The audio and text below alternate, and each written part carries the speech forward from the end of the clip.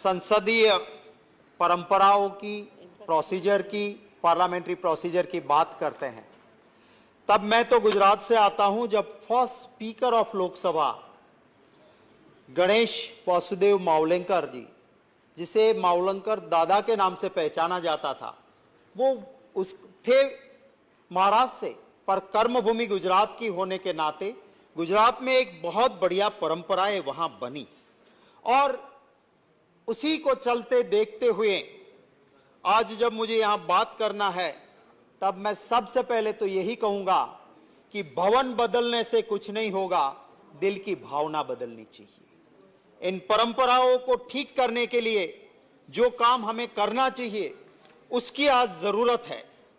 लोकतंत्र में सर्वोपरि सबसे अच्छा दुनिया में माना जाता है लोकतंत्र को, कि democracy is the best system.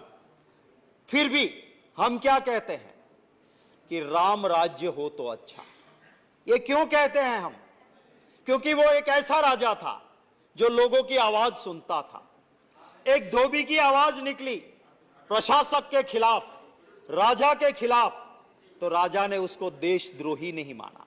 राजा ने यह नहीं कहा कि ये धोबी, उसके वहां ईडी, सीडी, सीबीआई भेज दूं। राजा ने कहा कि राजा शक से परे होना चाहिए। हम बात करते हैं राम राज्य की। क्यों बात करते हैं? क्योंकि वो शासक, वो राजा ऐसा था कि झूठे बेर एक शबरी मां के आए तो महिला सम्मान में वो शासक विश्वास रखता था।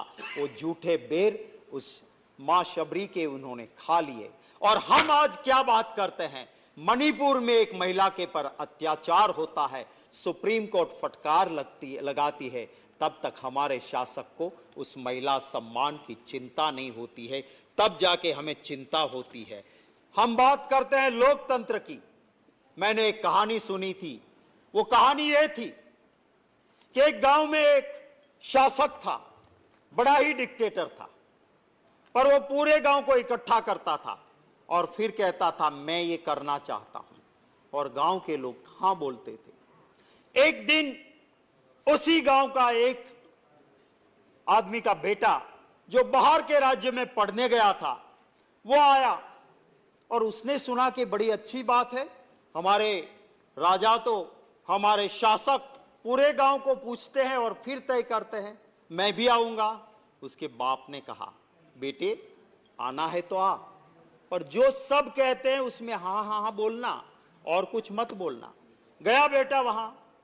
शासक ने कहा बकरी ले गई ऊंट को। पूरे नगर ने कहा हाँ जी हाँ जी। वो लड़का खड़ा हो गया कि बकरी इतनी छोटी सी ऊंट को कैसे ले जाएगी, मैं सहमत नहीं। ठीक है, सभा बर्खास्त हुई। जैसे ही घर आए बाप ने थप्पड़ लगा दी। क्या कर दिया तूने? बोले कैसे, मैं सच बोला।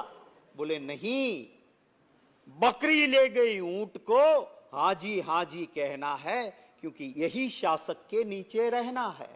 और थोड़ी ही देर में वो आया पुलिस वाला कि तुमने राष्ट्रद्रोह किया है। उठा के बेटे को ले गए। थोड़ी देर में इनकम टैक्स की रेड हुई, थोड़ी देर में ईडी आई, थोड़ी देर में सीबीआई आई, पूरा घर बर्बाद हो गया। तो ये वाला भी एक शासन है। यहां पे लोग कहते हैं कि बकरी ले गई ऊंट को हाँ जी कहना है, इसी नगर में रहना है। मैं जरूर ये कहना चाहूंगा कि जब संविधान सभा मिली, बाबा साहेब आंबेडकर की उस स्पीच को देखना होगा। मैं तो सभी आपके जरिए सभी को ये रिक्वेस्ट करूंगा और धन्यवाद करूंगा स्पीकर मीरा कुमार जी का, उस कांग्रेस की अगुवाई वाली यूपीए सरकार का, जिसने पूरी संविधान सभा को एक डॉक्यूमेंट्री, एक बहुत अच्छी फिल्म की तरह बना के रखी। मैं सिर्फ 2 मिनट में खत्म करूंगा। मैं ये जो आंबेडकर जी ने जब ये बात रखी संविधान सभा के अंदर और कहा कि हमने जब ये संविधान सभा शुरू की, मैं आया, मैं मेंबर बन के आया था ये समझ के कि कुछ दलितों की 2 बात कर लूंगा। मुझे ताजुब हुआ जब मुझे ड्राफ्टिंग कमेटी का मेंबर बना। मुझे और ताजुब हुआ जब मुझे ड्राफ्टिंग कमेटी का चेयरमैन बनाया गया और जब ये सारी चीजें पास हुई, तब मुझे और ताजुब हुआ।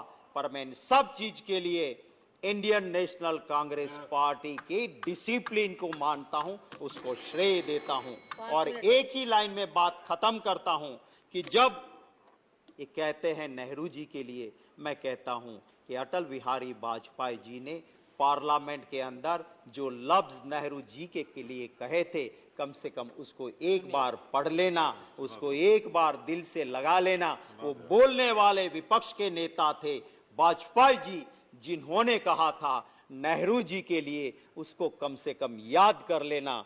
तो फिर आपको नेहरू जी के खिलाफ बोलने की कभी भी दिल से इच्छा नहीं होगी। मुख्तर सी जिंदगी है, अजीब अफसाने हैं, यहाँ तीर भी चलाने हैं और परिंदे भी बचाने हैं। वक्त की पाबंदी है, इसलिए लंबी बात नहीं करते हुए मेरी बात को यहीं खत्म करता हूँ।